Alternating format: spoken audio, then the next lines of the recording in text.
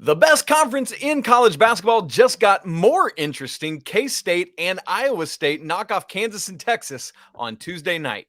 What exactly does it mean for the Big 12 hierarchy? You are Locked On College Basketball, part of the Locked On Podcast Network. Your team every day. Hey there, welcome into Locked On College Basketball, the only daily national college hoops show out there. I'm your host, Isaac Schade. Joining me is our guy, Mr. Leif Thulin. It's a Thursday, and you know he is here. Coming up on today's show, we're going to talk Clemson taking their first ACC loss, what it means for the conference. Get you ready for some Big Ten and Pac12 action coming up tonight, Thursday. But first, Leif, the Big 12 is getting more and more exciting. I already thought it was fun, but boy, this conference is awesome and things are happening. So Tuesday night, Kansas State hosts Kansas, knocks them off 83-82 in overtime, much to the chagrin of your bottom line. Iowa State hosts Texas and knocks them off 78-67. Leif, we can chat about the games in a second, but the Big 12 race is as fun as you get. Let me give you just the top four, those four teams that played each other.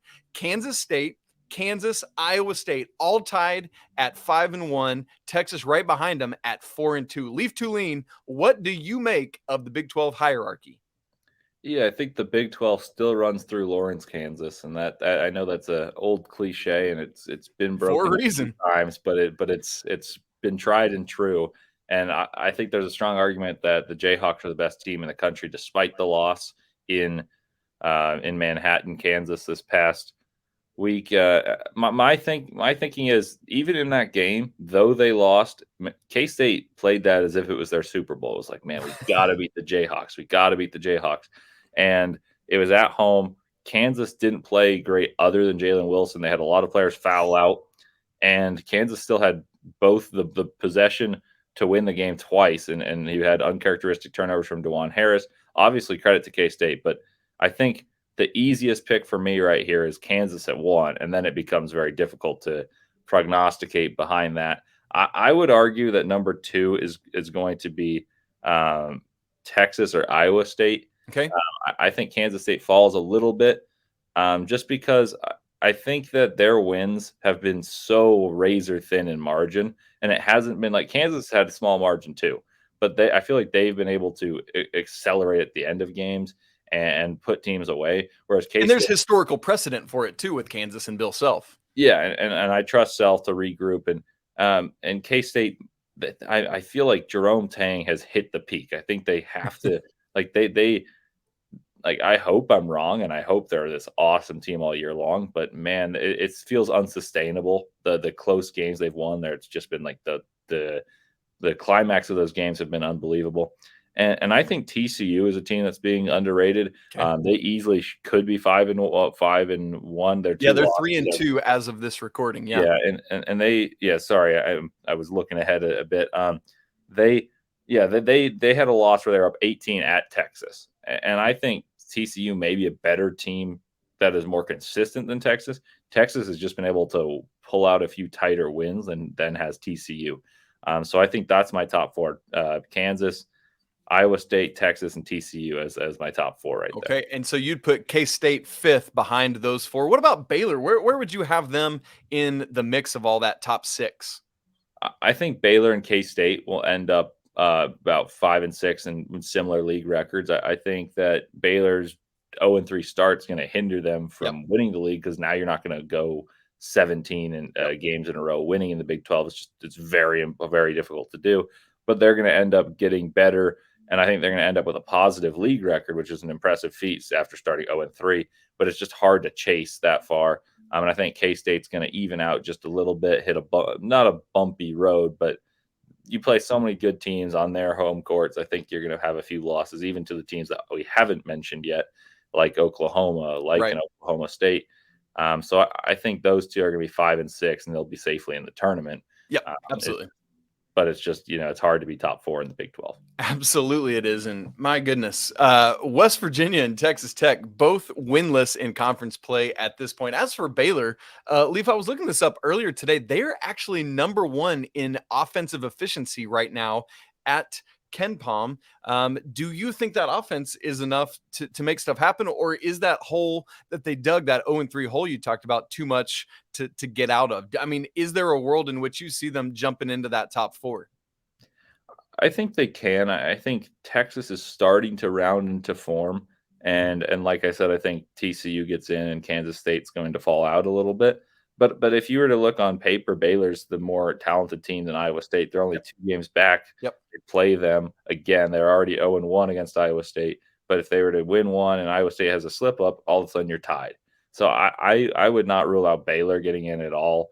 The reason I'm more confident in TCU getting in is I feel like they've had a few losses on the road, and they were able to steal one from Baylor. Yep. That I think is really important down the road in conference play, because those road games almost feel like a game and a half almost in the Big 12. That's a good word, man. All the teams are really, really good. So if you're able to get road wins, that they mean extra, because you should be able to defend your home court. And I know that they've had a few losses in Waco, but that said, I do believe in their offense enough to get them some wins. But I don't think they're going to be able to go. Let's see. So right now they're in conference play. They're 3-3, and they're 8-2 at home. And so even if they win all the rest of their home games and go 60% on the road, that would mean that Kansas would have to drop a yeah, they'd have to lose a couple at the Fog, and they'd have to lose about 50% on the road to get to the number 1 spot. And I know, and the difference between 1 and 4 this year, I don't think is going to be huge. Yep, absolutely. Yes, I think those top 4, maybe even 5 in the Big 12 are all going to get great NCAA tournament seeds. As for Kansas, I'm with you. I'm not worried about Kansas at all. To go lose to K-State in what you described just a couple minutes ago as K-State's Super Bowl, a 1-point overtime loss on the road, I'm not concerned about that. They're going to keep winning a bunch of games. The K-State story is just so cool. The Jerome Tang of it all, him finally getting this chance there in the Little Apple, the Keyontae Johnson of this whole thing. I mean, how cool that the game-winning basket, we come out of that timeout, Markquis Nowell lobbed to Keyontae Johnson over who? Jalen Wilson, to win what was ultimately the game-winning basket in this game.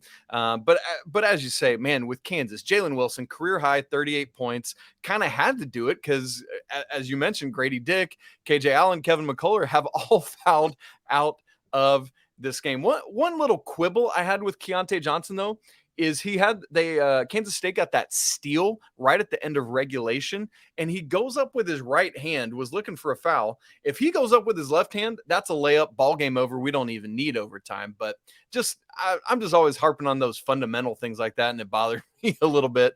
Come on, young man, do your work. But yes, overall, man, Kansas is still the standard bearer, and it's going to have to go through Lawrence, Kansas if somebody wants to dethrone them again this year. And as we've already talked about, Iowa State over Texas as well. I've been saying it a lot lately. When Caleb Grill and Gabe Kalscheur are right, things are great in Ames, Iowa, and they were both in this game. 33 combined points on 9 of 21 shooting, 6 of 15 from 3, and 9 of 10 at the free throw line. It wasn't just them. Jaron Holmes adds 21 of his own. Great night for the Cyclones in Ames, Iowa. Leif, before we move on, anything else you want to say on the Big 12 or these games? I would say that TCU is a team that I don't think we covered enough in what I said there. They're really, really good, and I think they've got a chance to be a problem maker come tournament time, even if they're not a top 4 team. I projected that they will be, but even if they're not, that's a really, really good team. Their losses are very easily explained. And for instance, this Kansas State team had all the momentum in the world already. They entered Fort Worth undefeated and got blown out from the start. And I think TCU's got a really good recipe. They just need to shoot a little bit better. They're shooting, I haven't checked it today, but as of last week, they're shooting 29% from 3. Yikes. And that's really hard to win sustainably, but they've got great guard play in Mike Miles and Damian Baugh, and they rebound and they defend, and they are one of the best transition teams in the country. So for those of you who listen to this and are college basketball fans but haven't seen all these teams, and you're like, man, I wonder what team is slightly underrated nationally, I would say check out TCU, because I think they're a real, I'm not going to say a Final Four contender, but they're a team that I think can make an Elite 8, and if once you're there, you can win it all. Yep, that's a good word, Leaf. And yeah, to your point about the 3-point shooting, I've run the numbers on it before, and there's a threshold of every national champion has to hit, but I think it's like 32 or 33%. We've never had a national champion shooting below 30% from three. And so I think that is a big barrier for them. But to your point, man, yeah, Elite Eight, that's a great word on watch out for an underrated TCU squad. Well, Leaf, we've been wondering if Clemson is legit as a front runner in the ACC. We got a little bit more clarity on that Tuesday night. We'll talk about it and the ACC standings in just a minute. But first, this episode is brought to you by Bet Online, your number one source for sports betting info, stats, news, and analysis. Get the latest odds and trends for every professional and amateur league out there. From the pro football playoffs going on right now to college and professional basketball, they've got it all at Bet Online. So make sure you check out the line for tonight's biggest games. The LA Pac12 schools are at the Arizona schools, and then they're going to switch opponents on Saturday. Make sure you see those lines. Bet Online is always the fastest and easiest way to get your betting info. So head to the website today or use your mobile device to learn more about all the trends in action. Bet Online, where the game starts. Leaf, Clemson loses their first conference game of the season on Tuesday night, 87-77 at Wake Forest, despite 22 from PJ Hall, whose mom was all in my mentions on Twitter the other day after I said I wasn't sure about Clemson. PJ Hall's mom shouts to you, your son's incredible. I'm just not totally sold on the Tigers. And 19-14 from Hunter Tyson. But man, for Wake Forest, Tyree Appleby doing what he does, 24 points, 7 assists, and 5 steals for the Demon Deacons. So Leaf, we're recording this before Wednesday's game, so there's 2 Wednesday night ACC games we need to acknowledge: Virginia Tech at Virginia, Pitt at Louisville, and we probably know how both those games should go. But before those, let me give you the ACC standings, and then I want to know what you think about the Clemson Tigers. Right now, Clemson's still atop things at 7-1. Followed by Miami and Wake at 6-2, Pitt and Virginia at 5-2, NC State, UNC, Syracuse all knotted up at 5-3. Interestingly, North Carolina plays NC State on Saturday and Syracuse next week, so we're going to untangle that some. Duke at I lost it. I had 4-4, but I don't think that's right. And Florida State at 4-4 as well. I need to check myself on that because I think one of Duke those is two 4-3, I think. Yep. Duke is 4-3. That's a typo on my notes. Duke 4-3 and Florida State at 4-4. And so that's kind of the top 10 in the ACC, all within shouting distance of each other. It falls off after that. Leif Thulin. What about Clemson? I mean, I think Clemson's the most impressive story in the ACC. You could make an argument for Pittsburgh for a team that ACC story of the year. Yeah. Clemson, to me, will finish in the top 4, probably top 3. I don't have them winning it. I'm impressed with them, but I would say, and we've discussed this before, I'm not the biggest metrics guy. I like to watch a team and then kind of see if the metrics support my eyes. But in looking at the metrics, it's hard to imagine a team that wins the ACC is going to be as low in Ken Palm as they are. They're 59th. They're 46th in offensive efficiency, 76th in defensive efficiency. And that's not the whole story. Winning is, but you look at that team. They're defending their home court. They're 10-0 at home, 3-2 on the road, and then of course you throw in some neutral court games. But now they're all road. They're all home and road games against teams that know your style, know your players. And I think that makes it more difficult to go on these continued spells. And it's the same idea that I have with Kansas State: is when they know how you play, there's a way to take it away. So I think they will be top 3 in the ACC, but I don't think their margin, had they beaten Wake Forest, and I think that's a little bit of a gap that people have to chase them. So I would go with Virginia as my favorite to win it because I trust Tony Bennett. In the past decade, not counting a year where they missed a tournament, I think Tony Bennett had the ACC won in the regular season 6 of 10 times. and was second twice. So he certainly knows how to win the ACC regular season, which I value more than the ACC postseason tournament.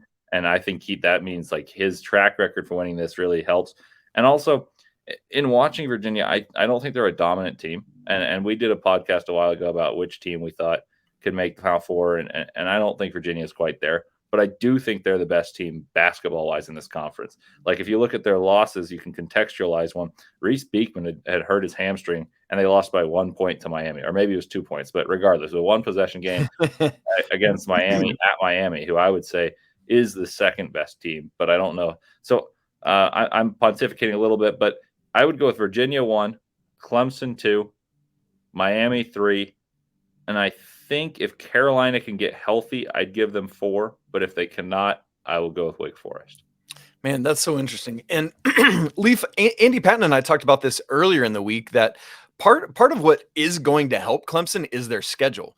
Of several of those other top 4 teams, they only play Duke, Carolina, Virginia, and Miami once each, but they also get to play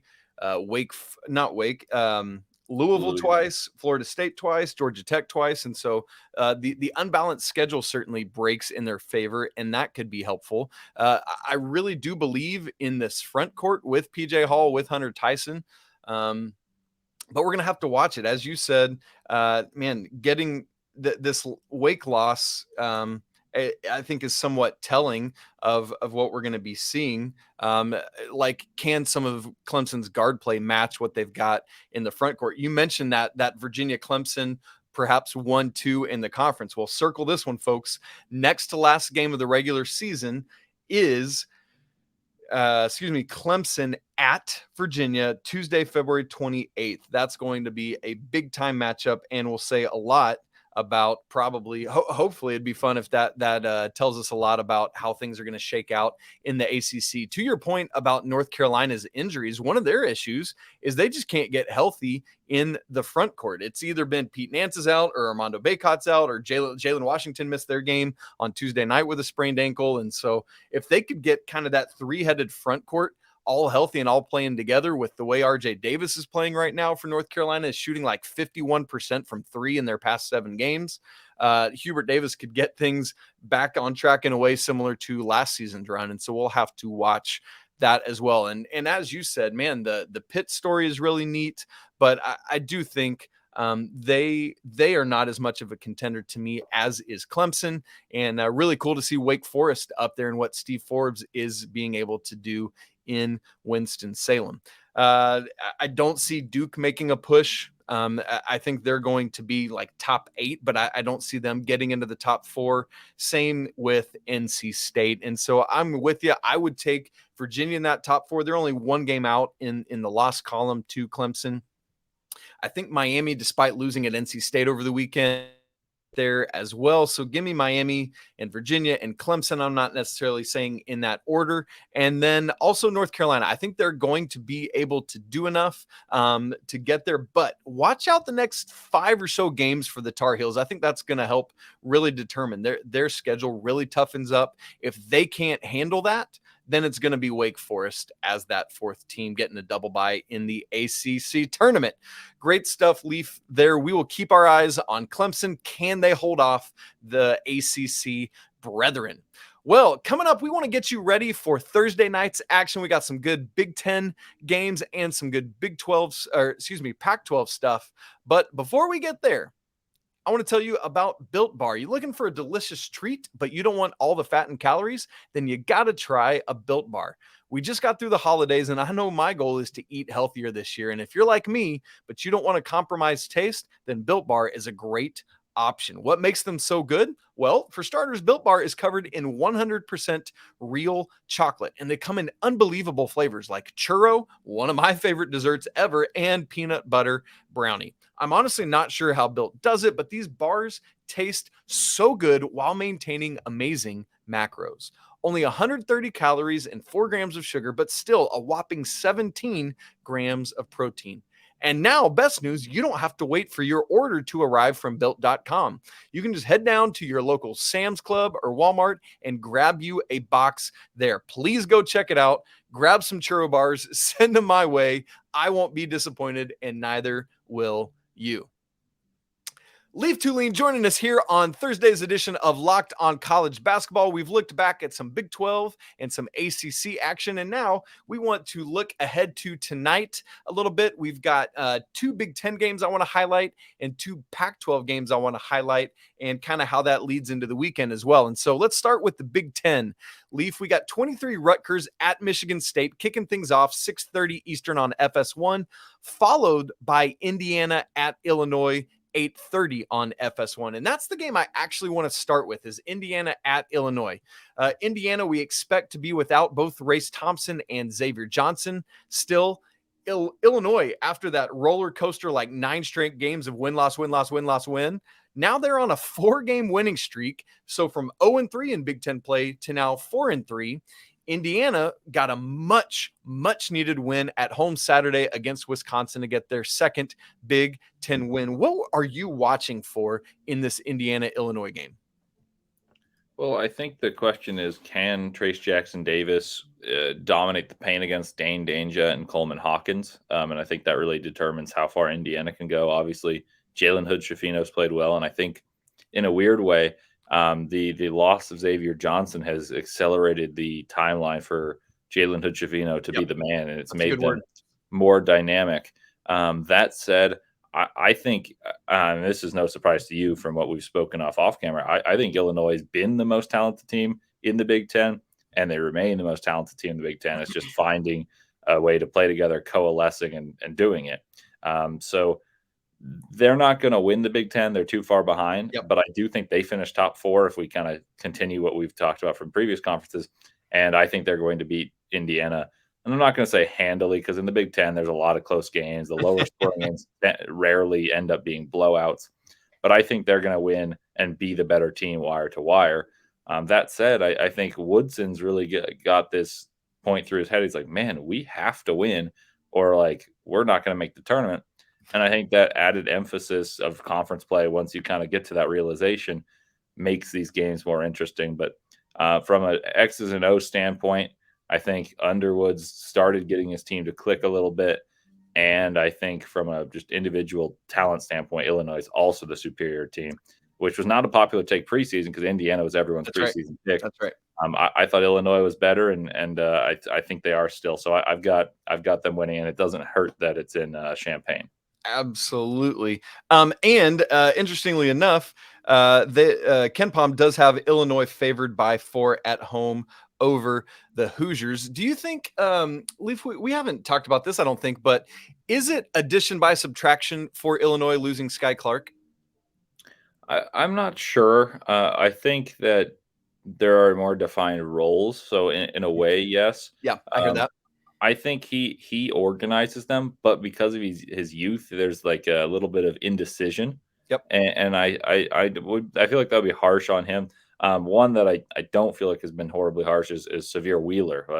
When he hasn't played, Kentucky's been a significantly better team, and there was statistics that backed that up yesterday. When he came in the game was tied, and then something bad happened. Then they go on a 30-16 run over Georgia and win the game by 14. And then in the first half, all I can remember him doing was picking up a boneheaded foul, pressuring 94 feet with like 30 seconds left in the first half. So I think there's a way that you can say, the teams found their roles, but I think it would be harsh to say addition by subtraction because of that point with such a small sample size for him. I think that's a very fair thing to say. And going back to your point about you look back at what Kentucky did at Tennessee on Saturday without him, and metrics bear that out. And certainly that starting 5 that John Calipari went to without him seems to be Kentucky's superior unit. As you say, metrics and numbers back that up. The question is, will Coach Cal make that switch when Wheeler's fully healthy and back? Or is it just a matter of him going with that because of injury? Hopefully, he will do what's best for the long term of the Kentucky Wildcats team and make a call going with that. As for the other Big Ten game I mentioned, listen, Leif, Rutgers is in second place right now in the Big Ten behind Purdue. Purdue at 6-1 in conference. Rutgers 5-2. Michigan, the only other 2-loss team with 1 less win at 4-2. They're at Michigan State. Man, a really, really intriguing matchup here. KenPom has it Michigan State by 1 at home. What do you think?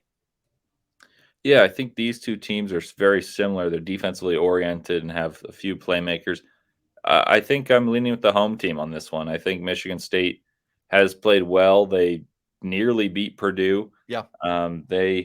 They're missing Malik Hall, and if they had Malik Hall, I'd say they're not the most talented team, but based off where the standings were, I would have said that they're a top 3 finisher in the Big Ten, and they still may be. But I think that on an individual matchup, this type of game, missing Malik Hall matters because that like he could be a pressure relief, and the defense of Rutgers is really good. But their guards are playing as the best guards in the country. Tyson Walker had nearly 30 points against Purdue. AJ Hogard conducts the show. Sissoko obviously was dealt a horrible hand in guarding Zach Edey, but I think he can handle it. Zach Edey had his way in that game on MLK Day. Yeah, Edey is a problem, and Sissoko I think is getting some unnecessary hate. Joey Hauser to step up. So long story short, I think these two teams are both top 4 finishers in the Big Ten, but I'd lean Michigan State at home coming off of a loss where they played well. I think Izzo knows how to motivate the troops. I think their guards are slightly better, and they'll get enough production from a guy like Hauser to eke out a close win. But honestly, I'm a big fan of Rutgers. I think Steve Peichel is one of the most underrated coaches in the country. It's cool. It's just fun when teams that are not the typical teams are doing stuff like what Rutgers is doing. Want to see them keep going. They got they're already got some movement in the class of 24, and you love to see that them winning out a recruiting battle over those Kentucky Wildcats we just talked about. So fun stuff there. Let's turn our attention, Leaf, to the Pac-12. As I mentioned, we've got the LA schools, USC, UCLA on the Arizona swing. So tonight, Thursday, USC at number 11 Arizona. The Wildcats are scuffling. Number 5 UCLA at Arizona State. On Saturday, we'll flip-flop. We get USC at Arizona State. And then, boy, the crown jewel, one of the 2 crown jewel Pac-12 games of this season, 5 UCLA at 11 Arizona, 2 Eastern on ABC. So, Leaf, here's my question. Of the 2 ranked teams that we're talking about, UCLA and Arizona, who comes out of this weekend in the best shape? I would still say UCLA, even if they were to lose to Arizona. They're to me, they've been the better team. They defend harder. That's the way I'd phrase it. I'd say they defend harder. I think the capacity to defend that well is there for Arizona, but UCLA does it more consistently, and they just have winning traits. They have winning habits, and they've got veteran guards, which obviously is a nice recipe for success, especially if they've made deep runs in the tournament before. I mean, you'll know this better than anyone. They had North Carolina on the brink last year, and they were a half-court shot away from going to overtime and having a chance to make the championship game the year before that. So these guys are experienced. They've got Adom Bona's blossoming before our eyes. Yes, he is. He's been better than Amari Bailey. Yeah, and so that was one of my bold predictions on a Pac-12 podcast. So that one's made me pretty happy. But he's better than I even expected at this point, and their backcourt with Jalen Clark taking such a huge leap has been an enormous addition. So to answer your question succinctly, I think it's UCLA, even if they do lose to Arizona.